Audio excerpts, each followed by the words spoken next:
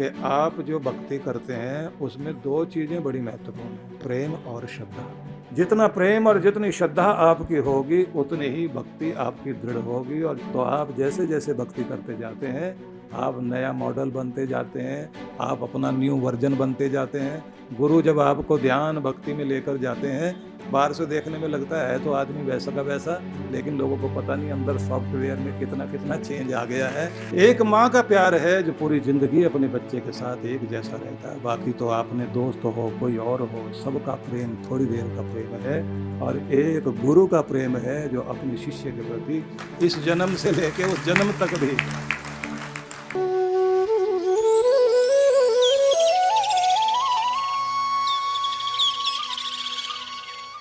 सिद्ध करने की चेष्टा करनी चाहिए कि हमारा मंत्र सिद्ध हो जाए। और जिन्होंने भी सेवा की होती है, भले ही सेवा करने के बाद फिर बाद में पीछे हट गए हों,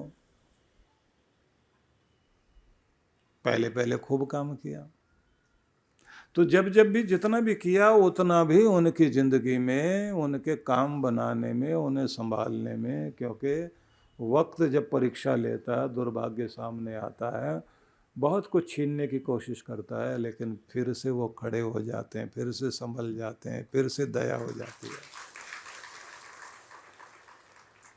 और अगर वो अपना नाम दान का नियम पालन करता रहे, श्रद्धा से चलता रहे, तो फिर ये बात ध्यान रख लीजिए कि उसके चारों तरफ एक सुरक्षा कवच काम करता रहता है। वो रक्षा कवच उसे सदा संभालता है, सुरक्षा देता है। इसलिए नाम दान लेने के बाद में अपने मंत्र की शक्ति को समझना चाहिए। और एक बात और कही गई है, चुंबक में ये गुण है कि जिस लोहे को छुएगा, अपनी तरफ खींचेगा, तो उसमें फिर अपना गुण छोड़ेगा, तो वो लोहा भी फिर छोटे छोटे लोहे को अपनी तरफ खींचने लग जाता है। जितना जितना नाम जप करना शुरू करोगे नाम दान लेने के बाद, तो फिर आप में भी वो गुण आना शुरू हो जाएगा जो प्रभु की भक्ति से जागता है। तो फिर आप भी दूसरों को अपनी तरफ खींचने लग जाते हैं। मतलब आप कहीं जाकर बैठोगे, अशांत को शांति मिलने लग जाएगी, बिगड़े हो पर भी प्रभाव आने लग जाएगा, और बेकार लोगों के अंदर भी कम से कम कुछ तो शुद्ध आएगी कि भाई ऐसा नहीं करना चाहिए। और लोगों को एक समझ आ जाती है कि अभी बात नहीं करनी, अभी ये बैठे हुए हैं यहाँ, इनके सामने ऐसे नहीं बोला जाता, तो आपका लिहाज भी करते हैं लोग। घटिया बात करनी हो तो ढूंढने पड़ता है कि घटिया आदमी मिलेगा तब घटिया बात करेंगे, अभी तो बढ़िया आदमी बैठा हुआ, थोड़ी शर्म करनी पड़ेगी। तो ये नामदान आपके ऊपर बहुत बढ़िया प्रभाव लेकर के आता है। इसलिए कहते हैं कि चुंबक से समय समय पर मिलने से लोहे में भी चुंबक के गुण आ जाते हैं। हाँ, ये बात जरूर है कि चुंबक को चुंबक बने रहने के लिए फिर उसे चार्ज करते रहना पड़ता है, तो प्लस माइनस वाले को जोड़ के रखते हैं। तो आपके अंदर चुंबकीय गुण आ जाएगा, तो आपको क्या करना है, हर दिन अपने गुरु से जुड़े रहो और अपने को चार्ज करते रहोगे। तो जब आप चार्ज करते रहोगे तो फिर बात बनेगी। और बाबा तुलसीदास ने भी कहा, जाने बिना न होए प्रतीति, बिन प्रतीति होए नहीं प्रीति। बिना किसी को अच्छी तरह से जाने हम उसे अच्छी तरह से समझ नहीं सकते, और जब हम किसी को जान जाते हैं तभी हमें उसके प्रति लगाव होता है, श्रद्धा बढ़ती है, उसके प्रति सम्मान बढ़ता है, प्रेम बढ़ता है। और फिर कहते हैं, प्रीति बिना न भक्ति दिढ़ाई, जिम खगपति जल के चिकनाई, कि बिना सच्चे प्रेम के फिर भक्ति होती नहीं। पहले तो प्रेम चाहिए, पहले तो इसका मतलब हुआ किसी को जानिए, समझिए, समझने के साथ साथ उसके गुणों से परिचित होइए। परिचित होते होते आपके मन में प्रेम जागना शुरू होगा, प्रेम ही भक्ति बनता है। और अगर बिना भक्ति के आप सोचते हो कि आप भक्ति तो कर रहे हैं लेकिन भक्ति में प्रेम नहीं है, श्रद्धा नहीं है। तो फिर वो ऐसा हो जाता है जैसे तेल पानी के ऊपर डाल दो तो ऊपर ऊपर तो फैल जाएगा लेकिन उसमें मिक्स नहीं होगा। मतलब क्या हुआ पूरी बात का कि आप जो भक्ति करते हैं उसमें दो चीज़ें बड़ी महत्वपूर्ण हैं, प्रेम और श्रद्धा। जितना प्रेम और जितनी श्रद्धा आपकी होगी उतनी ही भक्ति आपकी दृढ़ होगी, और जितनी भक्ति दृढ़ होगी तो फिर वो ऐसे जैसे चीनी किसी पानी में मिला दें तो उसमें मिक्स होकर पानी का रूप हो जाता है, लेकिन चखें तो मिठास महसूस होती है। ऐसे ही व्यक्ति परमात्मा से जुड़कर जब भक्ति करता है, प्रेम और श्रद्धा हो उसके अंदर, तो उसकी भक्ति जो है उसको परमात्मा से जोड़ती है। बाहर से देखने में तो लगता है आदमी वैसा का वैसा ही है, कोई फर्क नहीं पड़ा, लेकिन जैसे कोई पानी को चखे जिसमें मिश्री मिली हुई है तो मिठास महसूस होती है। ऐसे ही भक्ति वाले आदमी के नज़दीक जितने जितने आप जाओगे महसूस होगा इसमें मिठास है, इसके अंदर स्वाद है। तो फिर लोग पूछते हैं स्वाद आया कहाँ से? बोले उसके कारण आया जिससे ये जुड़ा बैठा रहता है, इसी के कारण ये खास है। तो बाहर से तो हार्डवेयर तो एक जैसा ही दिखाई देता है, बस सॉफ्टवेयर में चेंज आता है। बाहर से तो नए मॉडल का फ़ोन आया तो लगता है पहले जैसा ही तो है, इतना महंगा क्यों? पता लगता है अंदर के सॉफ्टवेयर में इसका न्यू वर्जन है, बहुत कुछ नई चीज़ें आई हैं, बहुत कुछ इसके अंदर नया डाला हुआ है। तो आप जैसे जैसे भक्ति करते जाते हैं आप नया मॉडल बनते जाते हैं, आप अपना न्यू वर्जन बनते जाते हैं। गुरु जब आपको ध्यान भक्ति में लेकर जाते हैं, बाहर से देखने में लगता है तो आदमी वैसा का वैसा, लेकिन लोगों को पता नहीं अंदर सॉफ्टवेयर में कितना कितना चेंज आ गया है। ये अपना हर साल नया वर्जन बन जाता है। तो आपकी भक्ति में जितना जितना प्रेम होगा, जितनी श्रद्धा गहरी होगी, आपकी भक्ति गहरी होती जाएगी, वो भगवान तक पहुंचती है और आपके जीवन में भी चेंज आना शुरू हो जाता है। और अगर व्यक्ति बिना प्रेम और भक्ति को करता है श्रद्धा के बिना,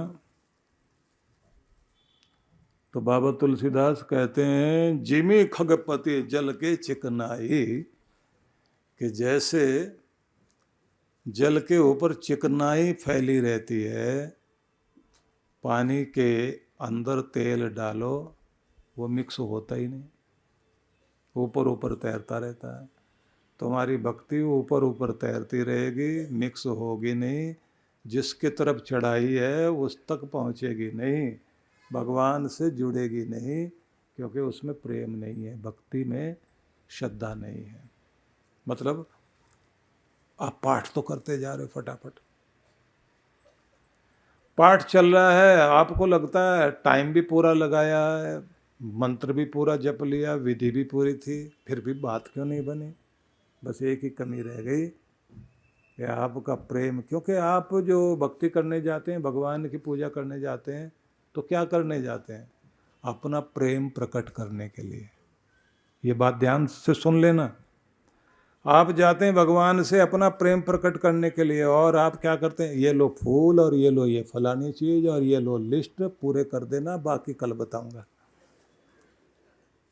जल्दी जल्दी टिक्का विक्का लगाया, फूल चढ़ाए, नैवेद्य अर्पित किया और थोड़ी अगरबत्ती लेके ऐसे ऐसे कर दिया, उसके बाद कह दिया ये काम करने हैं भगवान जी। अब मैंने तो सिर भी झुका दिया, भगवान जी बस आगे आपका काम। तो प्रेम प्रकट हुआ क्या? किसी का जन्मदिन हो और आप जो है जाते ही ये लो मिठाई, ये माला, ये फलाना और ये, और देख मैंने तुम्हारा जन्मदिन मना दिया, अब ये काम करके आना।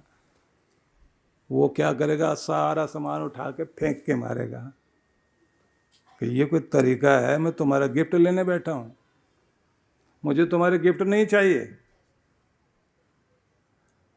और कोई आदमी कुछ भी लेके नहीं गया, एक फूल लेकर गया, लेकिन बहुत प्रेम से दिल से लगा के बहुत प्यार से जाके दे के आता है। आदमी उसको गले लगा के कहता है कि तू सच में मेरा अपना है। ऐसा लगता है कि जैसे कोई पता नहीं कब का बिछड़ा हुआ है मेरा, एक हिस्सा यहाँ है और एक हिस्सा वहाँ है। आज दो हिस्से एक जगह इकट्ठे हुए हैं। तो ये जो प्रेम है, जब आदमी को आदमी से जोड़ता है प्रेम, तो परमात्मा से भी अगर कोई चीज़ जोड़ सकती है तो सिर्फ आपका प्रेम ही भगवान से जोड़ सकता है और कुछ भी नहीं। तो भक्ति करने के लिए बैठे तो आप ये समझें कि मैं अपना मान, अपना प्रेम, अपनी श्रद्धा अपने प्यारे ईश्वर को अर्पित करने के लिए आया हूँ। और प्रेम की बात प्रेम पूर्वक कहो और शांति की बात शांति पूर्वक कहो। मैं तो कुछ लोगों को देखता हूँ जो शांति के लिए भाषण दे रहे होते हैं, इतने जोर जोर से बोल रहे होते हैं, उनको देख के तो अशांति वैसे ही आ जाए। शांति की बात शांति से कहो ना, प्रेम की बात प्रेम से मीठे ढंग से बोलो। चीख चिल्लाने से शांति की बात होती क्या? और गुस्से से बोलने से प्रेम प्रकट होता है। और जल्दी जल्दी आप जो है कुछ बोल के चले जाएं। और एक प्रेम वो होता है जो थोड़ी देर का, एक वो जो सदा का। एक माँ है ना, माँ का बेटा, चाहे माँ 90 साल की है और उसका बेटा 65 साल का हो, इतना बड़ा बेटा और बेटे के भी आगे पोते तक हो गए हों, तो जरा सोच के देखिए कि उस माँ का प्रेम सारी जिंदगी एक जैसा ही रहेगा अपने बच्चे के साथ, वो कभी कम नहीं हो सकता। कभी कम नहीं, ज़्यादा नहीं। एक वो होता है अभी अभी जो है लड़की देखी गई और लड़की ने भी लड़के को पसंद कर लिया, सगाई हो गई। अब माँ बाप ने इजाज़त दे दी कि अब आप लोग आपस में बाहर जाके मिल सकते हो, चाय पानी ले सकते हो, घूम फिर सकते हो, फ़ोन पे बातचीत कर सकते हो। अब कितनी कितनी देर बात होती है, 4-4 घंटे तक, और किसी की तो उससे भी ज़्यादा फ़ोन का बिल बढ़ता जाता है। शादी के बाद 4 मिनट भी बात होती है क्या? एक माँ का प्यार है जो पूरी जिंदगी अपने बच्चे के साथ एक जैसा रहता है। बाकी तो आपने दोस्त हो, कोई और हो, सबका प्रेम थोड़ी देर का प्रेम है। और एक गुरु का प्रेम है जो अपने शिष्य के प्रति इस जन्म से लेके उस जन्म तक भी। ये जो गुरु की सेवा में आके लगते हैं तो ये कोई एक जन्म की बात नहीं होती, पिछले जन्म में भी कुछ सेवा की भी होती है, कुछ किया हुआ होता है, वो आके लगता है। भगवान जहाँ से छोड़ते हैं वहीं से हाथ पकड़ करके आगे लेके जाते हैं, जिससे व्यक्ति के सारे जन्मों के पाप ताप कट के उसकी जो है सही गति हो सके, उसको फिर भटकना ना पड़े दुनिया में। इसलिए बहुत श्रद्धा भावना के साथ में अपने गुरु के प्रति भावना बनानी चाहिए। और गुरु जो आपको मंत्र दे, जो विधि दे, उस विधि के अनुसार आपको बैठना चाहिए। अब क्या क्या करना चाहिए जल्दी जल्दी बताता हूँ। पहली बात ये ध्यान रखिए कि जागते ही आपके मन में पहला विचार भगवान का आना चाहिए। आँख खोल के पहला दर्शन भगवान का करो। पहला वचन मुंह से निकले भगवान का मंत्र या उसका कोई शब्द निकलना चाहिए। फिर ध्यान से, जागते ही पहला विचार परमात्मा का, पहला दर्शन भगवान का, पहला वचन भी भगवान का, पहला कदम भी उठे तो भगवान की तरफ जाके, और जिसके आगे झुकना भी है तो परमात्मा के आगे। याद रहेगा ना, जैसे मैं बताता जा रहा हूँ, कोई बहुत कठिन बात नहीं बता रहा हूँ, ध्यान से सुनते जाना और अपनाना है। अगली बात, आपके दिन का पहला भाग, पहला वक्त किसी और का नहीं है। जिसने ये वक्त दिया, जिंदगी दी, अवसर दिया, उस परमात्मा के लिए ही पहला समय अर्पित करिए। कमाई का प्रथम भाग भगवान का है, उसका उसे दे करके फिर आप जो है बाकी पैसे को यूज करना। अन्न का पहला भाग हर दिन जो बनता है, उसमें से छोटा सा टुकड़ा मिठाई लगा के, थोड़ा घी लगा के अग्नि को जिमा दीजिए, देवताओं को अर्पित कर दीजिए। याद रहेगा ना जैसे बता रहा हूं, फिर से पक्का करिए। पहला समय भगवान का, वचन भी, विचार भी और दर्शन भी भगवान का।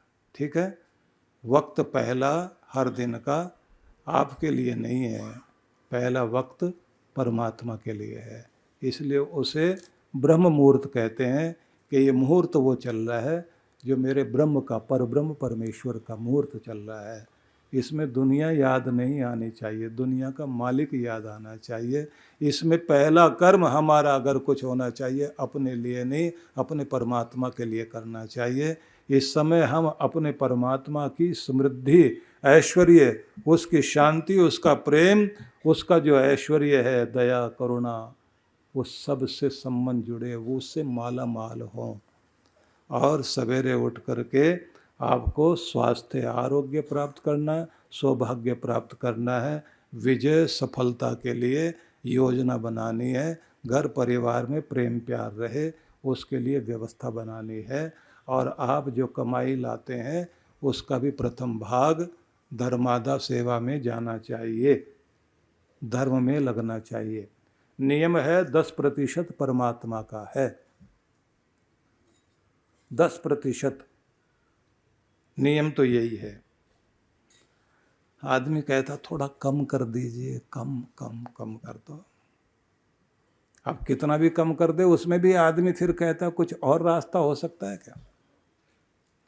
10% भगवान को आप देते हैं तो फिर 90% जो बचता है उसको भगवान आशीर्वाद दे करके उसको बरकत बनाते हैं, उसको पवित्र करते हैं,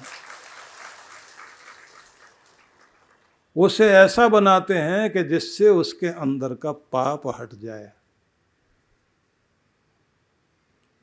उसको भगवान आशीष देकर ऐसा कर देते हैं कि वो धन आपका, आपकी जिंदगी को धन्य करे। उस परमात्मा के लिए अर्पित करते ही आपका धन फिर लक्ष्मी नहीं रहता, फिर वो श्री हो जाता है, शोभा बढ़ाने वाला। सबके नाम के आगे श्रीमान, श्रीमती लगता है ना। इसलिए श्री विद्या, श्री यंत्र और वरदान विद्या ये सबको आनी चाहिए। घर में वरदान यंत्र भी रखो, अपने साथ रखा करो, वरदान विद्या सीखिए। जहाँ जिस स्थान पर भगवान शिव ने यंत्र बना करके, श्री यंत्र बनाकर पार्वती माता को बताया था कि सबकी समृद्धि के लिए व्यक्ति को श्री उपासना करनी चाहिए, तो जहाँ श्री यंत्र बनाया उसी जगह का नाम है श्रीनगर। कश्मीर में जो है ना श्रीनगर, और सबके नाम के आगे श्रीमान श्रीमती लगाने का विधान दिया। इसलिए भारत में सब लोग अपने नाम के आगे एक दूसरे को सम्मान देने के लिए श्री लगाते हैं। अंग्रेजों ने श्री को बोला ही नहीं, उन्होंने सर सर करना शुरू कर दिया। अब सर में तो सर घूमता है, लेकिन श्री तो शोभान्वित करने का कार्य करती है श्री। तो जल्दी से फिर आगे बढ़ते हैं। हर दिन अपनी कमाई का भाग हाथ में लेकर के महीने में आपकी तनख्वाह आती है तो उसमें से भाग लेके जो भगवान के लिए, धर्म के लिए अर्पित करना है, तो अपने हाथ में लेके अपने बच्चों का, सबका, घर के, परिवार के सबका नाम लेकर, पितरों का नाम लेकर के सबकी ओर से तब बोलना चाहिए, प्रियंताम धर्मराज, प्रियंताम धर्मराज, प्रियंताम धर्मराज। हे धर्मराज प्रसन्न हो और मेरा ये भाग स्वीकार करो और मेरे परिवार में, कुल खानदान में कृपा बनाए रखना, मेरे घर में बरकत बनाए रखना, मेरे पाप ताप का नाश हो, मेरे घर का कल्याण हो, मेरी भेंट स्वीकार करो और प्रसन्न हो हम पर। और फिर गदगद होकर भगवान को धन्यवाद दो कि तेरे कारण आज मैं इस लायक हूँ, देने वाला बना हुआ हूँ, आज दाता बन गया हूँ, सबसे बड़ा दाता तो तू है, तो तेरा बच्चा भी दाता बना हुआ है। भगवान इस लायक बनाए रखना कि मेरे हाथ देने के लायक बने रहे, फैलाने वाले ना बने, किसी के आगे हाथ ना फैलाऊं, मेरी झोली भरते रहना, कमी नहीं रहेगी आपको। तो अपनी जिंदगी से कुछ न कुछ दान पुण्य करते रहना। दूसरी बात, और धन दिया तो धन बढ़ेगा और उससे पुण्य भी बढ़ेगा, लेकिन हाथ से की गई सेवा बहुत बड़ा काम करती है। जो आपका भाग्य नहीं बन पा रहा हो तो सेवा से बनेगा। महाराष्ट्र के नासिक में परम पूज्य सद्गुरुदेव श्री सुधांशु जी महाराज के पावन सानिध्य में दिव्य भक्ति सत्संग कार्यक्रम का आयोजन होने जा रहा है। कार्यक्रम की रूपरेखा दिनांक 27 से 29 मार्च 2026। समय प्रातः 9 बजे से 11:30 बजे, सायं 5 बजे से 7 बजे। स्थान Vrindavan lawns, banquet hall, Gangapur road, Navshya, Ganpati के नजदीक, नासिक। विशेष कार्यक्रम 29 मार्च 2026। मंत्र दीक्षा दोपहर 12 से 1 बजे तक। आयोजक विश्व जागृति मिशन, नासिक मंडल। संपर्क सूत्र आप सादर आमंत्रित हैं। हरियाणा के पानीपत में परम पूज्य सद्गुरुदेव श्री सुधांशु जी महाराज एवं डॉक्टर अर्चिका दीदी जी के पावन सानिध्य में विराट सनातन भक्ति सत्संग कार्यक्रम का आयोजन होने जा रहा है। कार्यक्रम की रूपरेखा दिनांक 2 से 5 अप्रैल 2026। शुभारंभ 2 अप्रैल सायं 5 बजे। 3 से 5 अप्रैल प्रातः 9 बजे, सायं 5 बजे। स्थान Shivaji stadium, model town, Panipat, Haryana. विशेष कार्यक्रम 5 अप्रैल 2026। मंत्र दीक्षा प्रातः 11 बजे। आयोजक विश्व जागृति मिशन, पानीपत मंडल। संपर्क सूत्र आप सपरिवार सादर आमंत्रित हैं।